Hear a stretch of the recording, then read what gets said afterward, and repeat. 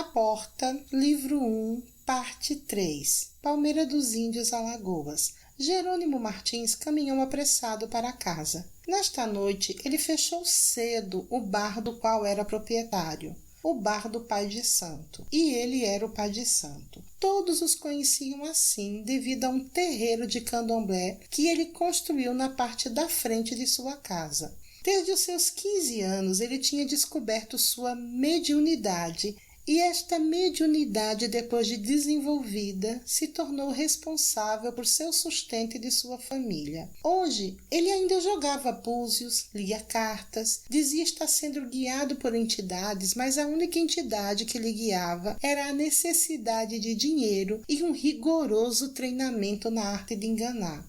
Na verdade, ele nem acreditava em entidade alguma, e tinha sido assim por muito tempo, até que sua filha Jaciara, de 15 anos de idade, começou a receber e a conversar com entidades, e no caso dela, ele sabia que não eram truques, o que tornava a consulta ainda mais valorizável, e ele era um homem que sabia dar valor às coisas. Nesta noite, ele ia receber alguns clientes ricos e precisava chegar em casa cedo para arrumar o terreiro e ajudar a filha a se vestir adequadamente para o atendimento. Gente vinda da capital.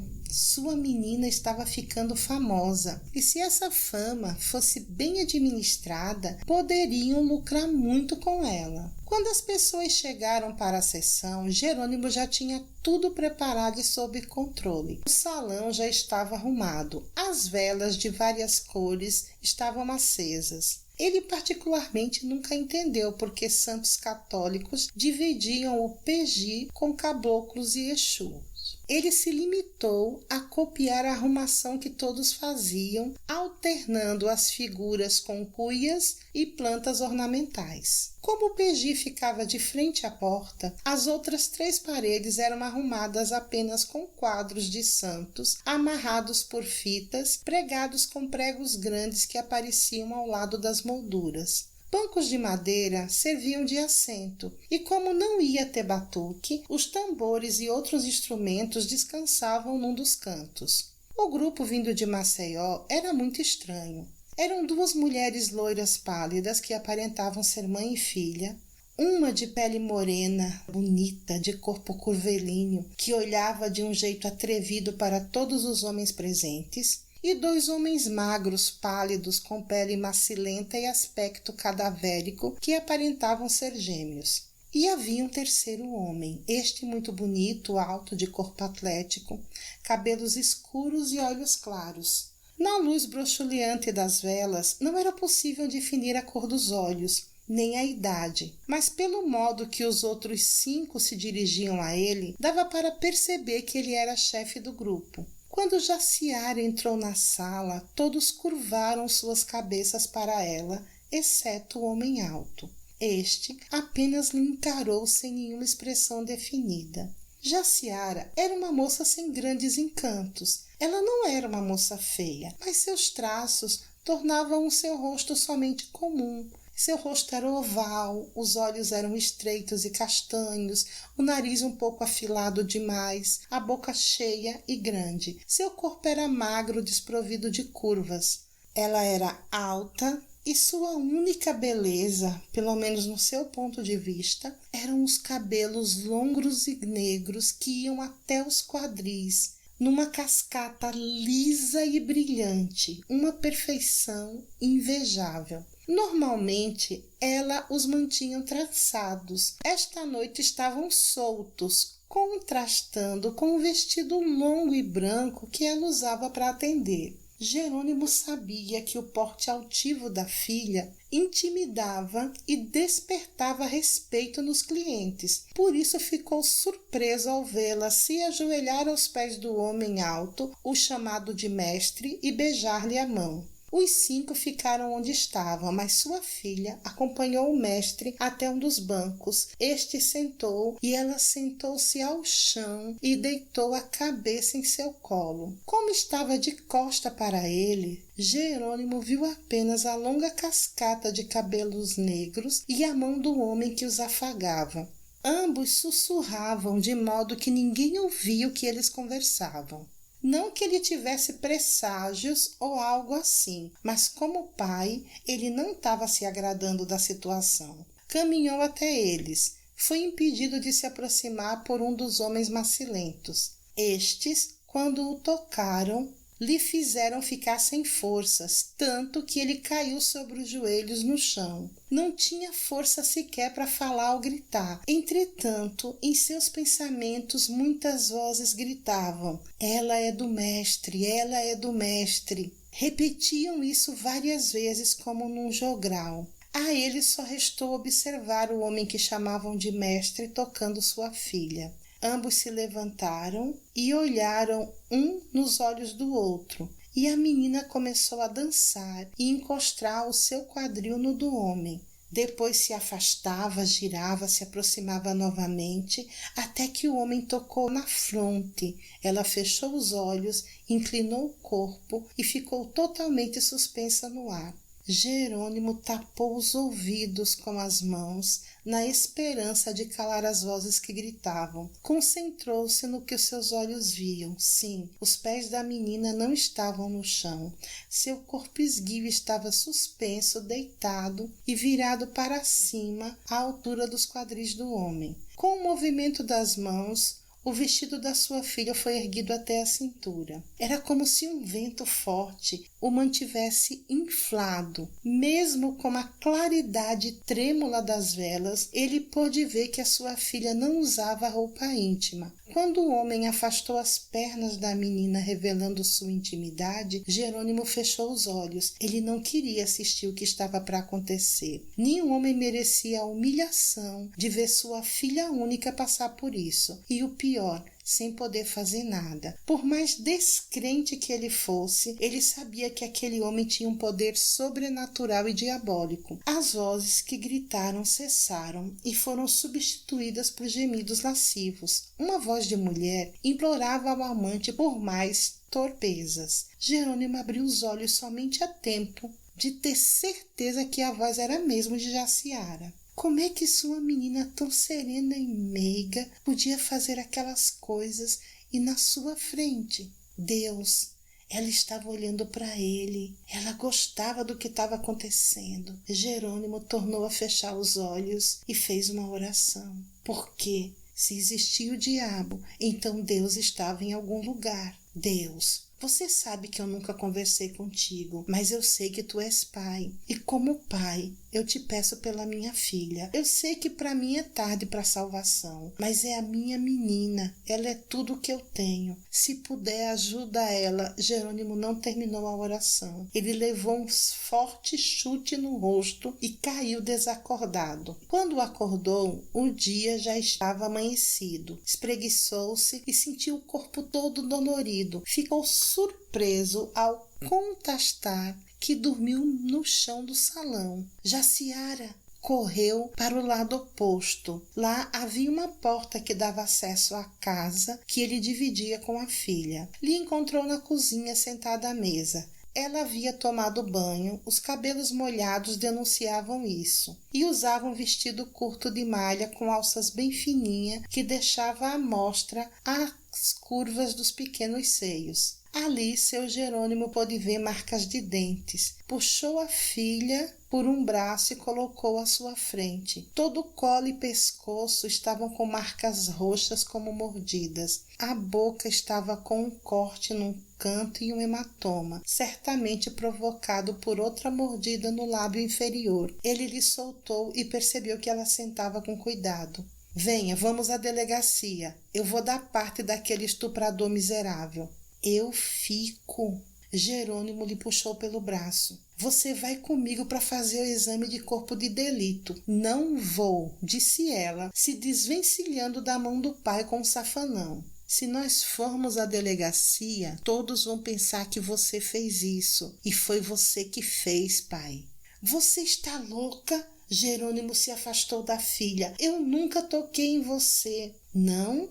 Você me incentivou a desenvolver meus dons para ganhar dinheiro. Tudo tem um preço, pai. Lúcio só veio cobrar a parte dele. Então você sabe o nome do canalha? Sei, mas o que importa? Eu concordei em dar a ele a minha virgindade e gostei muito por ter sido ele. Ele é melhor do que esses matutos ignorantes. Não vou fazer como as meninas daqui que mais cedo ou mais tarde se entregam ao primeiro idiota que aparece. Não, ele me escolheu e em troca eu vou ter poderes e muito dinheiro. Você não sabe o que diz, está traumatizada. Pai, eu estou somente dolorida, isso passa logo. Você viu como ele é poderoso? Ele me fez flutuar. Que reles mortal me daria tal experiência? Você devia estar festejando, eu te tirei da miséria. Olhou em volta com desprezo e disse: a partir de hoje não vamos mais morar aqui. Vamos para a área nobre de Maceió. Abriu as mãos e jogou um molho de chaves sobre a mesa. Aí tem a chave da nossa nova casa. E pai, aprenda a dirigir, pois tem carro na garagem. Disse tudo isso e saiu, deixando o seu Jerônimo estupefato. Viçosa, Alagoas. Uma semana após o aparecimento do cadáver, a cidade acordou em polvorosa. Um dos jornais de maior circulação no estado tinha divulgado o resultado da perícia e a identificação da moça. Tratava-se de Rosineide Santos de Mendonça, que trabalhava como auxiliar de enfermagem no Hospital Universitário em Maceió. A moça, dada como desaparecida há mais de 6 meses, tinha sido vista pela última vez quando saiu do trabalho. Na ocasião, estava acompanhada pela médica plantonista a quem auxiliava. Também contava que tinham retirado todas as vísceras do abdômen da moça e colocado a cabeça de um bode dentro da cavidade costurado. Lucas estava no escritório pastoral. Ele tinha acabado de ler a notícia quando o telefone tocou. Ele atendeu e era Cláudia. Ela desejava lhe falar e sua voz estava rouca como se houvesse chorado. Alguns minutos depois ela chegou. Realmente estava chorando. Ele lhe recebeu, lhe deixou chorar em seus braços até se acalmar. Quando o choro cessou, Lucas lhe serviu uma xícara de café da garrafa térmica que sempre ficava em uma mesinha ao lado do filtro com água. Você consegue falar o que aconteceu? Ele perguntou e ela confirmou com um aceno de cabeça, enxugou o nariz e os olhos com um lenço de papel de uma caixa que trouxe consigo. Lucas, eu era a médica que estava com a moça que morreu. Ficou um tempo em silêncio para que ele assimilasse a informação e contou toda a sua história sem omitir nenhum detalhe. Estavam sentados em cadeiras, um de frente ao outro. Cláudia observava as reações estampadas no rosto de Lucas. Era muito importante que ele acreditasse nela. Era o que mais desejava no momento, ser aceita por Lucas sem restrições, sem ter que mentir ou fingir ser algo que ela realmente não era. Era imprescindível ser ela mesma, mas temeu parecer louca ou desequilibrada. Ao final do relato, ela fez uma pausa e perguntou: o que você acha de tudo que eu lhe contei? Cláudia, eu acho que você precisa de ajuda. Lucas, eu procurei ajuda psicológica logo que ela sumiu. A psicóloga me aconselhou estas férias. Disse que as visões de cães e os pesadelos são reflexos do medo que passei. Refletem a minha insegurança, essas coisas. Eu já tirei as férias e ontem à noite, quando fui para a pensão, eu vi aquele bicho asqueroso me seguindo.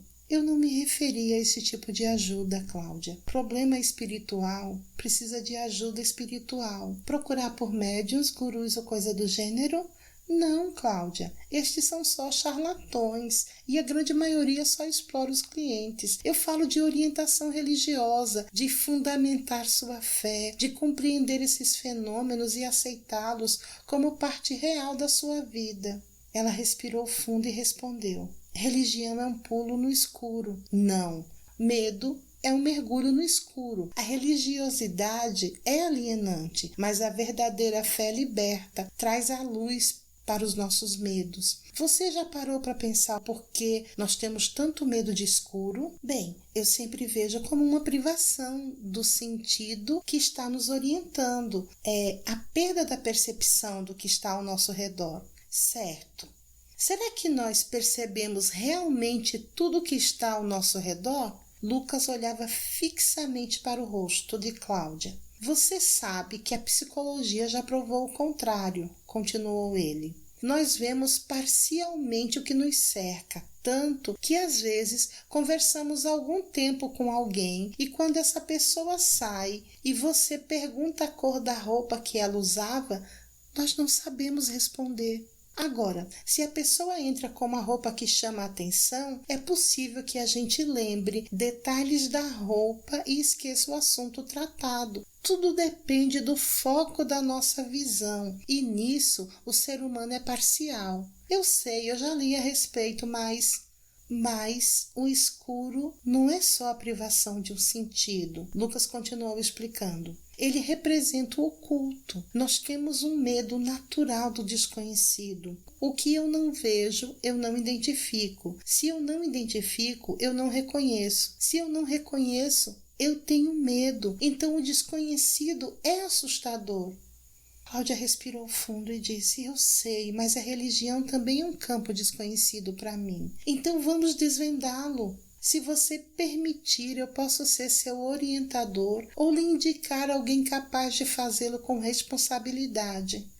Eu posso pensar, você deve, você tem que ter muita convicção do que você quer e em que você vai acreditar. Cláudia, você já é uma cristã. Eu só lhe mostrei em que nossa fé está fundamentada. É você quem vai decidir se quer ou não continuar na igreja que está. Certo, eu vou iniciar esse estudo com você, mas se não funcionar eu desisto. Muito bem, doutora, já estou até simpatizando mais com a classe médica.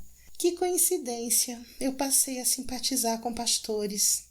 Veja as maravilhas que o conhecimento nos traz. Jesus sabia o que dizia quando ele afirmou, conhecereis a verdade e ela vos libertará. Ambos sorriram, o que diminuiu um pouco a tristeza de Cláudia. Ela levantou, caminhou até a janela que mostrava os fundos da igreja. O terreno era bastante arborizado e terminava numa casa simples de 2 andares que ela supôs ser a casa pastoral.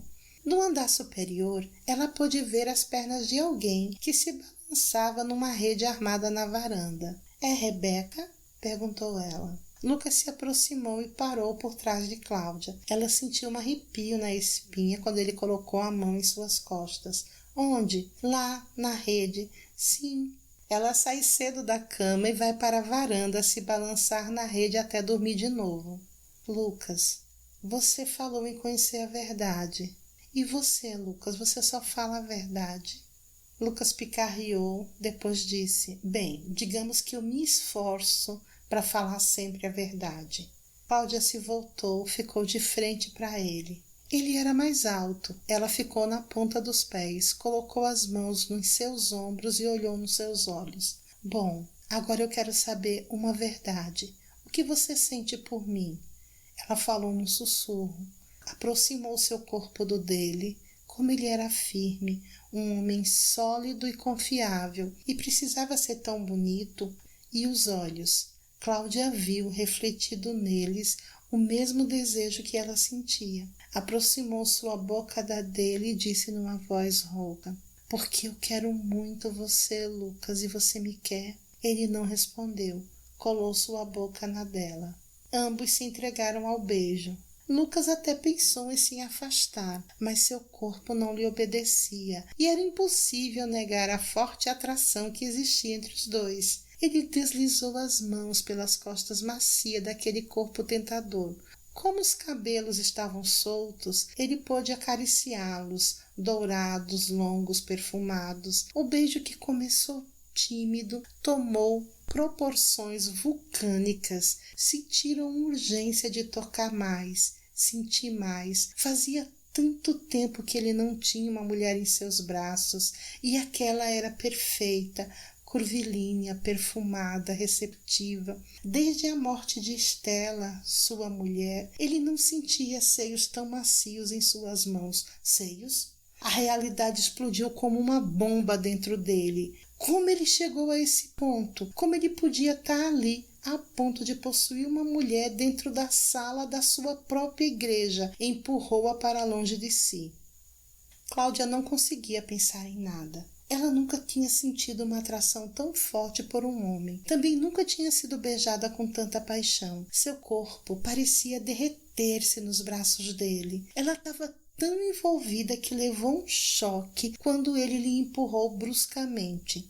Se não houvesse uma cadeira próxima onde ela se segurou, teria caído ao chão. Lucas, o que houve? Isto. Um pouco mais e eu faria amor com você aqui, no chão da sala pastoral da minha igreja. Cláudia viu acusação e raiva no olhar dele. Sentiu vergonha da forma como ele lhe repeliu. Foi humilhante. Ela nunca tinha sido rejeitada e ele lhe olhava como se ela fosse suja, desprezível. Ficou tão desconcertada que voltou a chorar. Depois de alguns minutos, sentiu-se envolver por seus braços e ele lhe levou até a cadeira. Quando as lágrimas cessaram, ele ofereceu a caixa de lenços que estava sobre a mesa. — Você está melhor? Lucas não sabia direito o que dizer. — Eu não queria te magoar, mas eu não posso. Não assim. Cláudia colocou a mão sobre sua boca, calando-o. — Não, Lucas, eu é que peço desculpas. Eu acho que eu confundi sua atenção com atração. Espero que você me perdoe e compreenda que eu não estou num bom momento. Normalmente eu não saio por aí me oferecendo a todo homem que conheço. Deve ser toda essa pressão ou carência. Faz muito tempo que eu estou só e tem acontecido tanta coisa comigo. Lucas passou a mão pelo rosto. A barba por fazer estava coçando. Olhou para o rosto dela, os olhos vermelhos, o rosto molhado pelas lágrimas, a boca inchada e rubra por seus beijos e pela barba não feita. Agora ela estava sentada com as mãos sobre o colo e ele observou que tremia um pouco. Sentiu-se um ogro. Como ele pôde deixá-la tão desconcertada? Ela veio lhe pedir ajuda e para ela ter uma vida sexual livre era tão natural quanto satisfazer qualquer outra necessidade física. No mínimo, ela se sentia humilhada. Ele acabou desabafando. — Cláudia, você não se enganou. Eu me sinto atraído por você desde a primeira vez que lhe vi. Você não me beijou à força, eu quis. Olhe, respirou fundo. Eu desejo você, mas eu não posso ficar com você. Ela ia interromper, mas ele fez um gesto com a mão lhe calando. Espere, nós não podemos namorar, não assim. Eu sou viúvo, eu tô sem mulher desde que minha esposa morreu e por uma decisão minha. E eu só quero possuir outra mulher dentro do casamento. Eu espero que você me desculpe. Mas, Lucas, para casar você tem que namorar, que conhecer a mulher, trocar beijo, trocar carícia, faz parte de um namoro normal. Cláudia, eu não sou uma adolescente para ficar de namoricos. Eu sou um homem adulto e saudável. Eu acho que você me compreende. Além do mais, eu acho que a nossa situação ainda é um pouco confusa. Deixe-me lhe ajudar a superar esse seu problema. Se o que sentimos não passar, nós faremos algo a respeito, certo? Juntos vamos achar uma boa solução para os nossos problemas, sem tornar esse sentimento outro problema. Você ainda quer minha ajuda? Claro, você tem razão, nós somos adultos e já aprendemos a controlar nossas emoções. Ela respirou fundo e resolveu mudar de assunto. Lucas, o delegado local quer meu depoimento. Ontem, no fim da tarde, eu recebi este papel. Ela revirou a bolsa tiracolo que trouxe consigo e mostrou o papel. Cláudia, isso é uma intimação. Você quer que eu lhe acompanhe? Não será preciso. Meu avô mandou um advogado para me acompanhar. Ele me pediu para esperá-lo aqui. Espero que você não se importe. Eu dei o endereço da igreja. Não, claro, não há problema algum. Ele vem de Maceió? Não, de Brasília. Quando liguei, ele estava lá. E ele chegará a tempo? Ele disse que estaria aqui logo cedo. Meu avô mandará um jatinho. E da usina até aqui ele virá de helicóptero. Ele estará aqui a tempo, eu tenho certeza. Lucas caiu o queixo. Quem era aquela mulher? Ou melhor, quem era o avô dela? Cláudia, de quem você é neta? Nossa, falamos tanto e eu nem me apresentei direito. Cláudia Angélica Bastos e Greenwhite, neta de João Bastos de Albuquerque, O usineiro? Sério? Lucas estava perplexo. Ele prefere ser chamado de empresário, deputado, nunca de usineiro. Ele acha que soa pejorativa a imagem pública que ele possui. Bem, se ele pensa assim, quem somos nós para discordar? Posso saber quem é o advogado que você está esperando e... Foram interrompidos pelo estridente som da campainha e da porta que foi aberta num sopetão com a entrada de 2 homens que pareciam 2 gladiadores. Vestiam-se com ternos escuros e logo atrás outro de terno cinza claro e gravata torta. Este tomou a frente e se apresentou. Bom dia, Charles França Neibert apertou a mão de ambos e se dirigiu a Cláudia. Seu avô foi bastante vago. Você pode me inteirar do que está acontecendo aqui? Claro, vamos sentar. Charles, esse é o pastor Lucas. Os homens se olharam e voltaram sua atenção para ela. Você tem algum tempo? Tenho todo o tempo necessário. Vamos nos sentar então. Lucas ofereceu a poltrona por trás do birô. O advogado se acomodou e espalhou seus documentos e encarou-os, esperando explicações. Eu vou ver se minha filha está bem e volto em seguida com um café fresquinho, disse Lucas, encontrando assim uma desculpa para deixá-los a sós. Eu volto logo. Com a saída de Lucas, Charles perguntou. Quem é ele? Algum namorado novo? Não. Eu não sei se você reparou, isso aqui é uma igreja evangélica e ele é o pastor. Cláudia encarou o amigo. Então, este foi o motivo de tanta formalidade quando você chegou? Um dos motivos. O outro é que você é minha cliente. E por falar nisso, vamos ao caso. Abriu um bloco de anotações e perguntou, o que aconteceu? Há mais ou menos 7 meses atrás, quando eu saía do plantão, minha assistente desapareceu misteriosamente. Charles, foi só o tempo que eu levei para entrar no carro e ela ficar fora. Chamamos a polícia. Quem chamou a polícia? Bem, eu comuniquei a direção do hospital e liguei para a polícia. Eles investigaram, só encontraram um jaleco sujo de sangue e, segundo a perícia, o sangue era da moça, mas nunca encontraram nada que solucionasse o caso. E este fato foi em Maceió? Sim, eu não preciso dizer o quanto isso me assustou. Charles, poderia ter sido eu. E você contou à sua família? Não, né? Você sabe o estardalhaço que meu avô faria e o mínimo que aconteceria era eu ter que andar com segurança para todo lugar. E você sabe como eu luto para estar desvinculada deles. Para os meus amigos eu sou somente uma médica competente. Você sabe que o poder econômico da família inibe nossas chances de sermos nós mesmos. Certo, eu não estou te criticando, continue. Bem, como eu disse anteriormente, eu fiquei muito abalada com o sumiço da minha assistente. Como não estava me concentrando no trabalho, resolvi tirar uma licença e vir passar um tempo por aqui. Eu sou médica voluntária no centro comunitário ao lado do convento. Faz alguns dias que estou aqui e o corpo da moça aparece de forma macabra em uma das fazendas da região. Eu cheguei até a ver o cadáver sem ter noção de quem se tratava. Ontem, quando eu recebi a intimação, eu nem imaginava o que o delegado queria comigo. Hoje, quando eu li nos jornais que a moça morta de forma tão selvagem era a Neide, eu fiquei mortificada. Daí vim aqui ficar na igreja. Por que não foi para o convento? Cláudia ainda abriu a boca para responder, mas a entrada de Lucas com uma bandeja, seguido da filha, fez com que se calasse. Após deixar o lanche sobre a mesinha, Rebeca pediu licença e se retirou. Lucas sentou-se. Considero minha pergunta respondida, disse Charles muito sério.